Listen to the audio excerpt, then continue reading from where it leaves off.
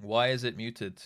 Oh, it's just not playing. Okay, that's fine. Here's what your Final Fantasy XIV race says about you. The Hrothgar is default. Everybody knows this. They're kind of just the boring guy. in some people's opinions. Every Playing game a needs human in a default race, fantasy though. game? And if Hrothgar didn't exist, I'd probably take this race because when nothing too special or flashy is in the game, I end up recreating myself. And I think the reason why the male Hrothgar is even more default than the female is because the Warrior of Light is literally like the default man in any game ever. And of course, it's the Hrothgar race. It only makes sense. As for females, they're the same in a lot of aspects, but I don't think they're as default. And all in all, when it comes to here, I actually think that they're a really important race to have in the game, even if they're a bit default or boring, because in a game like this, or in any story like this, there needs to be the option, or the character in general, where it's a normal human in a magical world. Like, yeah, 100%. Like, you need to, he's probably going to say this in a second anyway, but you need to like, you need to make it relatable for the person playing the game. Recreating your, like, having the option to recreate yourself into a fantasy world and like give yourself that transformation. You know, some people really struggle with, you know, finding purpose and stuff in real life and whatever. So if you can kind of put yourself into the fantasy world where you're kind of gently pushed down this storyline and whatnot, where you end up transforming and becoming like a hero in the world. I think for some people that probably does like feel like, you know, transforming in real life as well. If they can't do it in real life and whatnot, then they can at least feel like they're important in the game. So I think it is definitely an option you like pretty much need to have in every game, and that's probably why they have it, to be honest.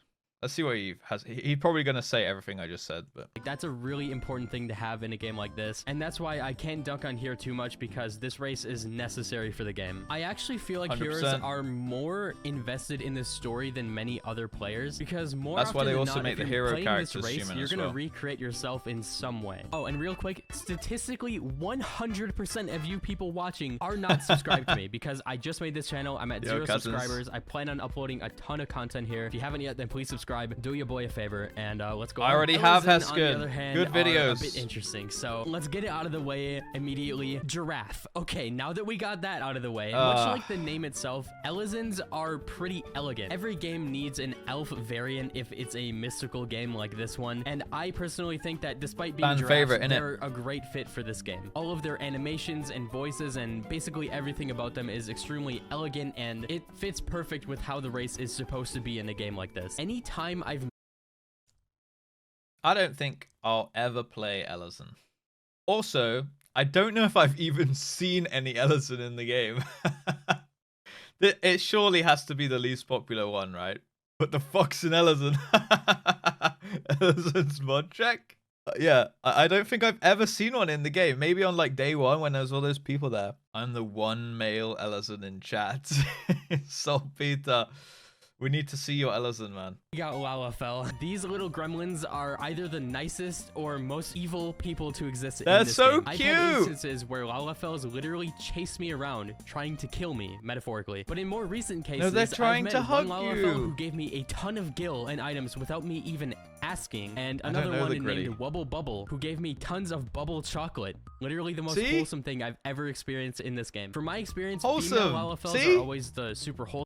Look, if you think of Lalafell, just think of Mini Itty Bitty and think, oh my god, how goddamn cute is that character?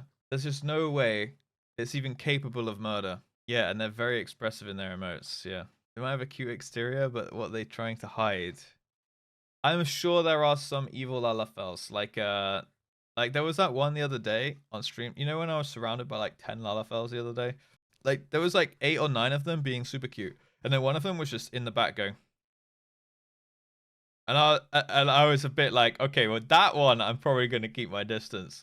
But the other ones, super cute. I would pet them all day long. Wholesome ones, even though Wubble was a male Lalafell, whatever. More often than not, the female Lalafells are the more wholesome ones. And most of the time, the male Lalafells are big memers. I mean, even Moist Critical recreated himself as a Lalafell. And anytime I see a Lalafell wearing super bulky, big armor, playing as a tanky Look at boy, the ear guards. It always just looks so weird, and you could tell that they chose the race just to do that. Miqo'te, male. Catboys are usually pretty edgy. And for my experience, they're normally normally a bit Edgy, shy huh? and reserved, and just to suit that, I always see them using the colors red or black or a mix in their hair. I can't tell you that I've ever seen a Catboy who wore any other color for their hair or even their outfit for that matter. I've never met a super talkative Catboy. I've met one who's like relatively talkative, but I've never met one who's extremely outspoken. Redhead does honestly, look good, though. I've only interacted with a handful of male Miqo'te because they're actually more rare than I really expect. Like, I don't see them wandering around that much. Most of the time, from my experience, they just aren't the type to really spark up or even hold a conversation. And when it comes to content like dungeons and raids, I couldn't say I've ever played with an insanely poggers Catboy, but I've also never seen a Catboy who's really bad at the game, so no!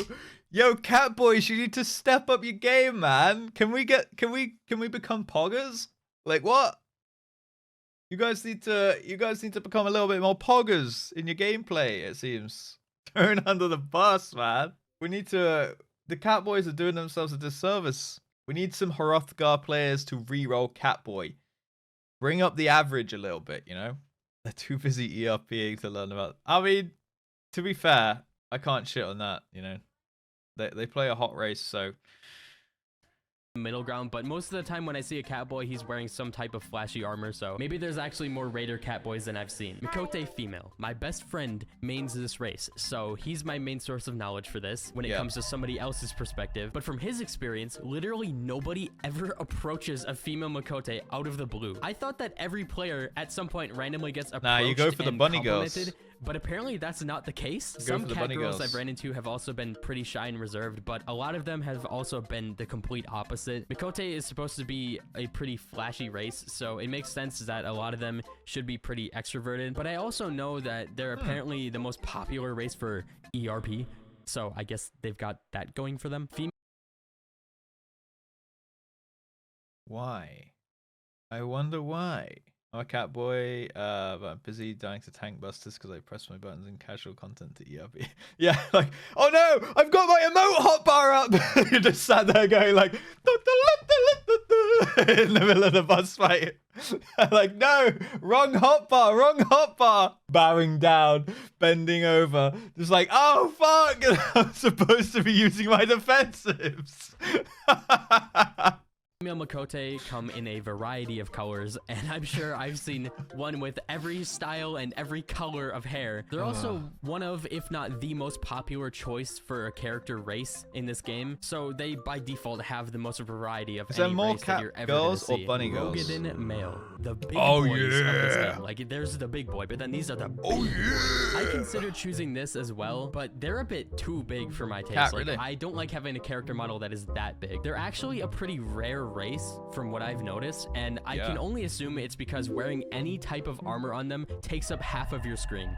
Dude, but if you play like a warrior or something like that on a Roegadyn, like, you're just jacked up the wazoo, mate. Like, you are gonna just be this walking tank. Just you hear this clunk, clunk, clunk, clunk, clunk coming towards you, and you're like, heads turn. It's that goddamn absolute beast of a Roegadyn, male and female, that is, as well. Like, I imagine they look dripped the heck up when you got like a big axe and a shit ton of like heavy armor, right? Most Roegadyn males I've met have actually been pretty passive, like not that talkative at all. I've only met one talkative male Roegadyn, and he gave me a couple emotes for free, which was super nice. Yo, legend! Besides that, I can't say I've ever met another extroverted Roegadyn, or really that many Roegadyns as a whole, but every other Roegadyn I've seen has almost said 0 words. Most of them, from what I've seen, are either here to G-pose or collect really bulky... Yeah! Look at that shit! Thank you, Heskin, for proving my point. Look how sick that looks, though. Giga chatted up, dude. Armor and weapons by raiding or collecting in whatever way they want to collect it. Overall, I'd say male Roegadyns are usually deep into raiding or any type of late game content, and almost every Roegadyn I've seen I would consider playing Roegadyn tank if class. I played a warrior. I rarely ever see one tank, that's not playing a tank. And as for female Roegadyn, do you even exist? If you exist, they look good. Leave a comment. Jokes aside, I don't think I've ever actually spoken to more than like one female Roegadyn for more than a minute. They're so rare that I don't even get the chance to notice them before they're off doing their own thing. I've I've never been in an FC with one. I've really just never been able to interact with one because they're just that rare. So I can't say much about the players themselves besides the fact that they definitely like I've big only seen a mommies, couple. and I actually think it's a pretty underrated race. I think it looks pretty cool, especially because you could easily make a Zarya or a Vi cosplay. Male Vi, dude. Man. Vi is chef's kiss. Auras are by far the most edgy race in this game. It's literally in their nature, boys. spiky default hair, dark colors, and I swear 99% of Auras I've seen This are literally usually looks like sporting Phantasm's red character. or black colors. Well, specifically the male ones. But I did recently meet an Aura Omnicrafter who actually doesn't have edgy colors, which I was so shocked about. Most male Auras I've met, however, are super reserved and are constantly role-playing that edgy guy who's Most Femras have very spicy plates. Oh, yeah, to step on people. When I make a plate, and if I ever have to be a Lala, 100% is step on me. in the shadows all the time and doesn't talk, just kind of like watches from a distance. That said, every game needs their edgy race, and not all Au Ra are actually edgy, because you can easily glam up your Au Ra to make him super dripped out like a mad lad. Female Au Ras are basically the complete opposite from the male ones. From what I've seen, most of them that I've met have been extremely talkative and actually really sweet. Granted, most of the time when I see a female Au Ra in a dungeon or something, they're normally the ones who end up dying first. Not to say that I'm good at the game. I usually die second, but they usually die first. The female Au Ra is die first? Couldn't be me. We need to race change out of here. Couldn't be me, dude.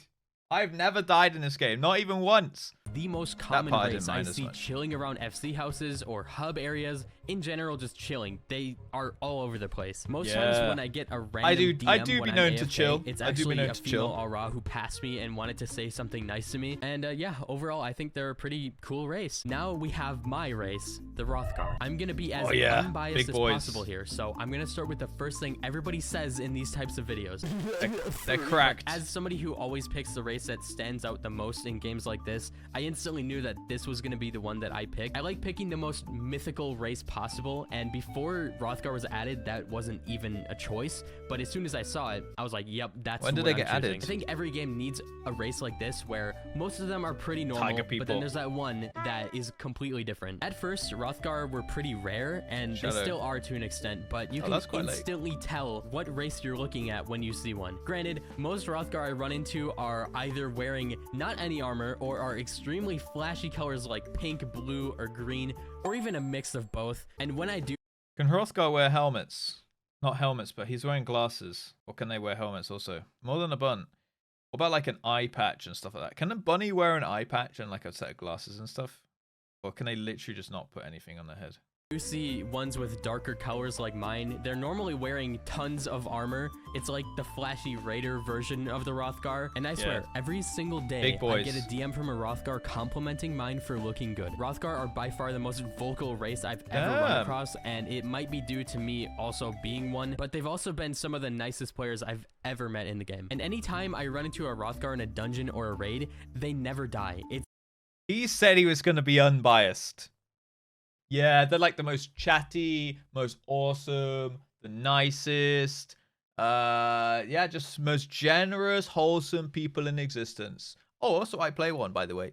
It's like only true gamers actually pick this race, because I've never seen one actually totally perform not badly furries. Ever. I'm an exception. I die all the time, but I can be fully confident in any other Hrothgar I see in queue. Hrothgars not only give a bunch of attention from my experience, but for some reason they also get a bunch of attention. Now this might only be they look cool. But I swear I have not gone a day where someone hasn't DM'd me saying my character looks good or looks cool. Most of the time it's not even another Hrothgar saying it, which is surprising because they stand out, right? All I can really do is say thank you and move on, because I don't really know how to reply to something like that. Any Hrothgars in the comment section, I need to know, do you get this much attention or is it just me? Because I told my friends about it and a lot of them say that they don't get that much attention. So like, is my character special or something? Like, what did I do right to get this attention?